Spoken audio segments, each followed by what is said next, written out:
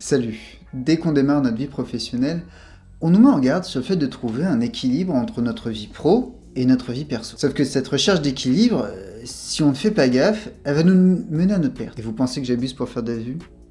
On verra. Donnez-moi encore 30 secondes. Ce fameux équilibre, j'en parlais dans une vidéo récemment, et on m'a fait ce retour. Mais du coup, avec ta méthode là, on y arrive toujours à cet équilibre? Ben en fait, c'est pas si simple, et on va voir pourquoi, et surtout, on va décortiquer l'attachement que certains ont à cette notion, et ce que ça peut donner. Vous le savez, on vit dans une société remplie d'injonctions, sur notre physique, notre niveau de culture, notre équilibre, vie pro, vie perso, bref, on nous enferme dans une notion illusoire que nous pouvons tout contrôler, et qu'atteindre l'équilibre entre une vie professionnelle épanouissante et une vie personnelle agréable est notre mission sur Terre. Rien n'est plus faux. On nous incite encore une fois à contrôler. Contrôler notre productivité au travail pour avoir du temps et aller faire du sport. Et donc contrôler le nombre de calories que notre corps brûle. Qu'en brûlant ces calories, on crée un corps rempli d'endorphines qui va se détendre et se reposer encore mieux, aller mieux, et donc le lendemain être encore plus productif. Bref, on nous vend de l'équilibre et de l'harmonie, et on nous demande du contrôle. Encore une fois. Et là, vous devez commencer à comprendre le type de danger que j'évoque, parce qu'en fait, la vie n'est pas contrôlable. Enfin, pas vraiment. On peut contrôler une partie de notre vie et nous adapter au reste. On en revient aux notions stoïciennes, je peux contrôler ce qu'on mangera ce week-end, pas la météo qu'il fera, ou si mon fils cadet sera de bonne humeur malgré sa poussée dentaire. Hashtag vide daron. Du coup, on arrive à un point complexe. On nous présente le fait d'avoir une vie équilibrée entre ces différents aspects comme un résultat à atteindre, comme si, une fois que c'était fait, c'était acquis. Et en vrai, c'est complètement con de penser ainsi. Notre recherche d'équilibre est fondamentalement liée à ce qu'il se passe autour. Quand le contexte change, notre équilibre aussi. Bienvenue dans votre première leçon de surf. La recherche d'équilibre entre la vie professionnelle et la vie personnelle est donc un processus, pas un résultat. Tout comme le fait d'être en bonne santé. Donc toutes ces injonctions et demandes sont au service d'un autre mythe contemporain, celui de ce qu'on appelle la vie ronde. On aurait la meilleure note possible dans l'ensemble de nos domaines de vie et on devrait tout faire pour la maintenir.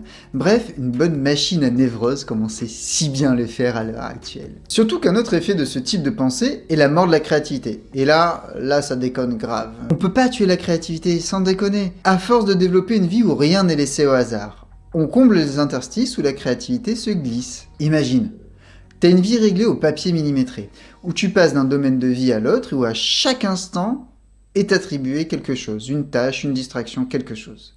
Du coup, plus aucun moyen de se réveiller à 3h du matin en gueulant « Oh putain, j'ai une idée de ouf !» Quoi y a pas que moi quand même à qui ça arrive. Bref, plus sérieusement, sans avoir un peu de temps pour rêvasser, en étant obsédé par la conservation d'un équilibre qui n'est que momentané, on coupe notre cerveau de toute idée créative et on devient une espèce de drone. Un bon petit soldat qui va bosser, élever ses enfants, faire parfois du sport, et c'est déjà pas mal. Mais il y a plus que ça dans la vie, non? L'aventure, la passion, la découverte et ainsi de suite, j'en passe. C'est essentiel. Bref, en faisant croire que l'équilibre entre les différents aspects de notre vie est à atteindre, à préserver, à chérir, on flingue la créativité et on rend les gens peureux. Et ouais, une fois qu'ils sont en endroit où ils pensent devoir être, ils ne veulent plus bouger, de peur de perdre l'équilibre. Donc au lieu de rendre les gens bien, l'injonction à l'équilibre les rend peureux et dénoués de toute créativité. Est-ce que c'est vraiment ça que vous voulez ? Parce que là, si c'est le cas, bien joué la team, mais en vrai, c'est pas exactement ça. En vrai, l'équilibre entre les domaines de vie est un processus. Un processus n'est pas un résultat. Un jour, je vais faire une vidéo sur le sujet parce que j'en ai un peu marre de le dire. Un processus, dans ce cas, c'est une quête qui mène à une illumination. Alors quand je dis illumination, on n'est pas nécessairement dans l'illumination d'un ermite en haut de sa montagne. On est plutôt dans une illumination en mode « Hey, Eureka !» En somme, le but de la quête de l'équilibre entre la vie pro et la vie perso, c'est de rester une quête. De garder en tête qu'il y a plus à vivre que notre rôle de père, de mère ou de professionnel. Parce que c'est en vivant autre chose qu'on nourrit l'ensemble de nos domaines de vie. Encore une fois, c'est une question d'apprécier plus le voyage que la destination.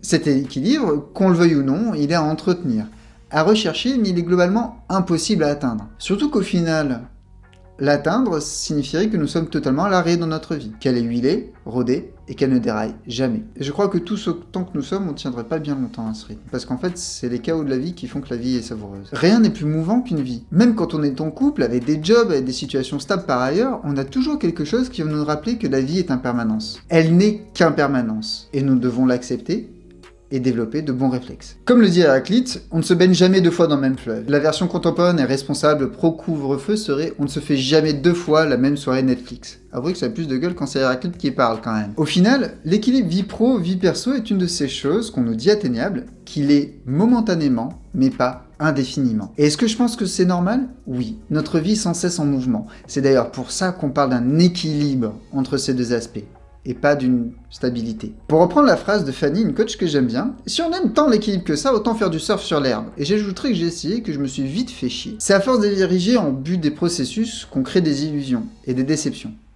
Et franchement, on vaut mieux que ça, non? Allez, bisous.